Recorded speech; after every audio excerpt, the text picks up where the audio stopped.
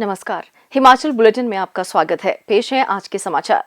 मुख्यमंत्री श्री जयराम ठाकुर ने आज शिमला में हिमाचल प्रदेश राज्य खाद्य आयोग की पहली वर्षगांठ के उपलक्ष्य में आयोग की वेबसाइट का शुभारंभ किया। इस अवसर पर संबोधित करते हुए मुख्यमंत्री ने कहा कि इस वेबसाइट का उद्देश्य राज्य में खाद्य सुरक्षा अधिकार के बारे में जागरूकता लाना है। उन्होंने कहा कि आयोग ने खाद्य एवं पोषण नीति का प्रारूप भी तैयार किया है, जिसे वेबसाइट पर अपलोड किया जाएगा ताकि सभी हितधारकों को जागरूक करने के साथ साथ उनसे प्रतिक्रिया भी ली जा सके।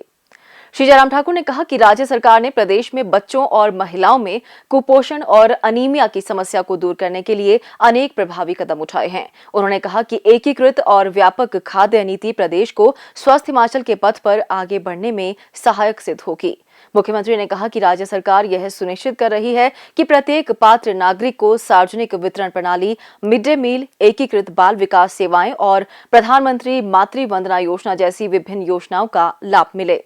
उन्होंने कहा कि राज्य सरकार सार्वजनिक वितरण प्रणाली के उपभोक्ताओं को पोषण युक्त खाद्यान्न प्रदान करने के लिए फोर्टिफाइड गेहूं और चावल प्रदान कर रही है। मुख्यमंत्री श्री जयराम ठाकुर ने आज शिमला से हिमाचल प्रदेश राज्य सहकारी बैंक की रोहडू शाखा के नए परिसर का वर्चुअल माध्यम से उद्घाटन किया। मुख्यमंत्री ने कहा कि हिमाचल प्रदेश राज्य सहकारी बैंक प्रदेश के दूरदराज के क्षेत्रों में अपनी 218 शाखाओं और 23 विस्तार केंद्रों के माध्यम से 16 लाख उपभोक्ताओं को गुणवत्तापूर्ण व विश्वसनीय सेवाएं प्रदान कर रहा है। मुख्यमंत्री ने कहा कि सहकारी बैंक ने प्रदेश में 19,000 करोड़ रुपए का कारोबार करके नया कीर्तिमान स्थापित किया है। उन्होंने कहा कि बैंक ने कृषि गतिविधियों में शामिल प्रदेशवासियों को 1,448 करोड़ रुपए का ऋण प्रदान किया है। श्री जयराम ठाकुर ने कहा कि बैंक की रोहडू शाखा 1,050 से अधिक किसान क्रेडिट कार्ड धारकों को 28 करोड़ 31 लाख रुपए के ऋण प्रदान करने में सफल रही है। मुख्यमंत्री स्वावलंबन योजना के अंतर्गत इस शाखा ने लाभार्थियों को 1 करोड़ 10 लाख रुपए प्रदान किए हैं। मुख्यमंत्री ने कहा, हिमाचल की पॉपुलेशन आज की तारीख में हम 70 लाख मानते हैं, लेकिन अगर नई सेंसस की अगर आने वाले समय में ये प्रक्रिया पूरी होगी तो माना जा रहा है कि 72-73 लाख के लगभग जो है हिमाचल प्रदेश की पॉपुलेशन होगी और उसमें से 16 लाख के लगभग जो है आपके जो है वो उसमें कस्टमर्स हैं। ये एक बहुत बड़ी बात है। बहुत बड़ा पॉपुलेशन का हिस्सा आपके बैंक के साथ सीधा जुड़ा हुआ है और मैं यूं कहूं कि हर हिमाचल के परिवार का अपना रोजमर्रा का जो काम जो है वो आपके बैंक के साथ सीधा जुड़ा हुआ है, संबंध सीधा जुड़ा हुआ है। इसलिए इस बैंक की बहुत ज्यादा उस दृष्टि से बहुत एक महत्ता है, एक इम्पोर्टेंस है। कोविड की सिचुएशन में भी जहां हम हिमाचल प्रदेश में बहुत आर्थिकी रूप से संकट के दौर में से गुजर रहे हैं, वो परिस्थिति हमारे सामने स्वाभाविक पूरी दुनिया के सामने वो स्थिति है आज की तारीख में। लेकिन हमसे बार बार इस बात के लिए आग्रह आ रहा था कि जो कुछ लोग जिनने ऋण ले रखे हैं और कोविड के कारण वो अपने कामकाज नहीं कर पाए, काम प्रभावित हुए, बाधित हुए और ऐसी सूरत में उनको कुछ मदद करने की आवश्यकता है, तो बैंक ने एक नई योजना अपनी शुरू की, जिस योजना के अंतर्गत ऐसे संकट के क्षण में लोगों को मदद करने का भी रास्ता खोला। चाहे वो ओटीएस के माध्यम से मदद की और चाहे ओटीएस के साथ साथ में लोक अदालत के माध्यम से भी, जो मुझे बताया गया कि 2000 से ज्यादा मामलों का समाधान उस दृष्टि से करने के भी सफलता आप लोगों ने हासिल की। मानवीय दृष्टिकोण को ध्यान में रखते हुए, क्योंकि ये संकट इतना बड़ा है और इस संकट में सब लोग प्रभावित हुए हैं, ऐसे में हमको मदद करने के लिए आगे चलना चाहिए और उसमें आगे बढ़ करके आपने जो काम किया उसके लिए मैं आप सबको बहुत बहुत बधाई देता हूँ। नए इनिशिएटिव के माध्यम से भी आपने बैंक में बहुत सारी चीजों को लेकर के शुरुआत की है। इस वक्त बैंक ने जो है वो लगभग 100 के लगभग जो है वो जो हमारे एटीएम का नेटवर्क जो है वो भी जो है आपने एस्टेब्लिश किया है, खड़ा किया है और उससे लोगों को एक बहुत बड़ी एक सुविधा हुई है। स्वाभाविक रूप से आज की तारीख में टेक्नोलॉजी का इस युग में इन चीजों का एक बहुत महत्व है। प्रदेश के जरूरतमंद व्यक्तियों के प्रति संवेदनशील मुख्यमंत्री श्री जयराम ठाकुर ने मानवीय मूल्य का उच्चतम उदाहरण पेश करते हुए आज ओक-ओवर में उनसे मिलने पहुंची जिला शिमला की सुन्नी तहसील के अंतर्गत फरनेवर गांव की दमयंती वर्मा की कमजोर आर्थिक स्थिति को देखते हुए उनके परिवार के भरण पोषण के लिए 1 लाख रुपए स्वीकृत किए।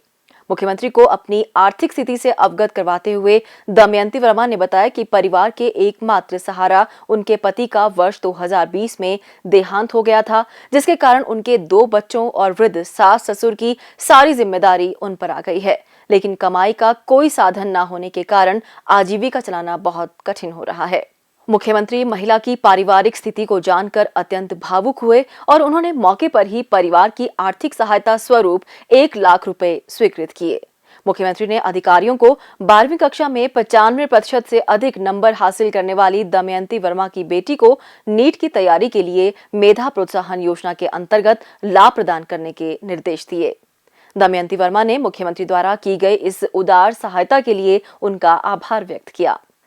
मुख्यमंत्री श्री जयराम ठाकुर ने आज शिमला में संयुक्त राष्ट्र ड्रग एंड क्राइम कार्यालय की वैश्विक परियोजना GLO स्मार्ट के तहत 2 शोध प्रकाशनों ग्लोबल सिंथेटिक ड्रग्स रिपोर्ट 2020 तथा क्षेत्रीय अवलोकन एशिया और ओशिनिया 2020 का हिंदी अनुवाद जारी किया।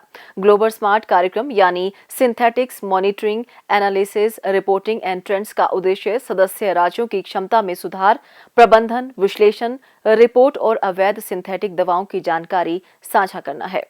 इस अवसर पर मुख्यमंत्री ने राज्य की कानून प्रवर्तन एजेंसियों को नशीली दवाओं के बढ़ते खतरे से लड़ने में सहायता करने के लिए UNODC द्वारा किए गए सहयोग की सराहना की। उन्होंने कहा कि राज्य ने उनकी अध्यक्षता में नशा निवारण बोर्ड का गठन किया है और नई ड्रग पॉलिसी भी तैयार की है, जिसे जल्द ही जारी किया जाएगा। उन्होंने कहा कि राज्य सरकार नशीले पदार्थों की तस्करी के उन्मूलन के लिए प्रतिबद्ध है और इसके लिए UNODC के सहयोग और भागीदारी की आशा करती है। श्री जयराम ठाकुर ने कहा कि UNODC द्वारा साझा की गई जानकारी और कानून प्रवर्तन एजेंसियों एवं फॉरेंसिक प्रयोगशालाओं को प्रशिक्षित करने के लिए किए गए प्रयास सराहनीय हैं। उन्होंने कहा कि नशा मुक्त समाज का निर्माण करना प्रत्येक नागरिक, विशेषकर युवा पीढ़ी का कर्तव्य है। मुख्यमंत्री ने कहा, हिमाचल प्रदेश में अनुभव कर रहा हूं कि पिछली तुलना में जो सिंथेटिक ड्रग्स का जो प्रचलन एक बार बहुत तेजी से जो बढ़ने लगा था, उसको हम काफी हद तक रोकने में भी हम सफल हुए हैं।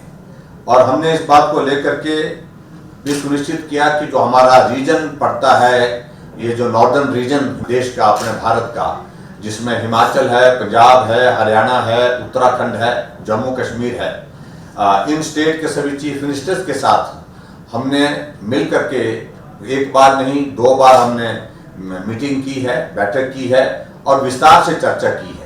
और विस्तार से चर्चा करने का बहुत एक सार्थक परिणाम उसमें रहा है, क्योंकि जो इस प्रकार के इस नशे के धंधे में जो लोग जुड़े हुए हैं, उनको न हमारे प्रदेश में उनको शरण मिल सके, न दूसरे प्रदेश में शरण मिल सके, और एक जॉइंट ऑपरेशन के माध्यम से हम उनको पकड़ने में सफल हो जाएं, उनको रोकने में सफल हों, उसके लिए हमने बहुत सार्थक पहल की है। और उसके लिए हमने चंडीगढ़ के साथ में पंचकूला में एक ऑफिस भी स्थापित किया है, जहां सभी स्टेट के ऑफिस के लोग जो है सारे इस प्रोग्राम को कोऑर्डिनेट करते हैं, सारे इस अभियान को कोऑर्डिनेट करते हैं। इस अवसर पर UNODC स्मार्ट कार्यक्रम के वैश्विक प्रमुख मार्टिन राल्थे-लहुबर वियना से ऑनलाइन माध्यम से शामिल हुए और स्मार्ट कार्यक्रम के विभिन्न घटकों के बारे में जानकारी दी। उन्होंने कहा कि यह दोनों प्रकाशन स्मार्ट द्वारा किए गए पहले हिंदी अनुवाद हैं, जिन्हें हिमाचल प्रदेश नशा निवारण बोर्ड के आग्रह पर तैयार किया गया है, ताकि राज्य में इनकी व्यापक स्तर पर पहुंच सुनिश्चित की जा सके। उन्होंने UNODC की ओर से नशीली दवाओं के खिलाफ लड़ाई में निरंतर सहयोग प्रदान करने का आश्वासन दिया। स्वास्थ्य एवं परिवार कल्याण विभाग द्वारा दोपहर 2 बजे जारी बुलेटिन के अनुसार प्रदेश में कोरोना संक्रमण की जांच के लिए आज 1695 लोगों के सैंपल लिए गए, जिनमें से 393 लोगों की रिपोर्ट नेगेटिव पाई गई है, जबकि 1283 लोगों की रिपोर्ट आना बाकी है।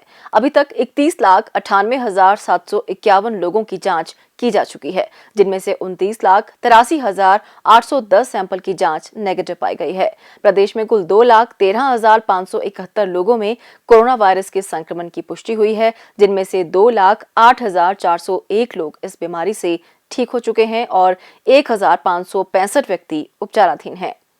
हिमाचल बुलेटिन देखने के लिए सब्सक्राइब करें YouTube channel DPR Himachal, follow करें ट्विटर @DPRHP, लाइक करें Facebook page information and public relations department Himachal Pradesh, visit करें वेबसाइट www.himachalpr.gov.in। इस अंक में इतना ही, कल फिर होगी मुलाकात, दीजिए इजाजत, नमस्कार।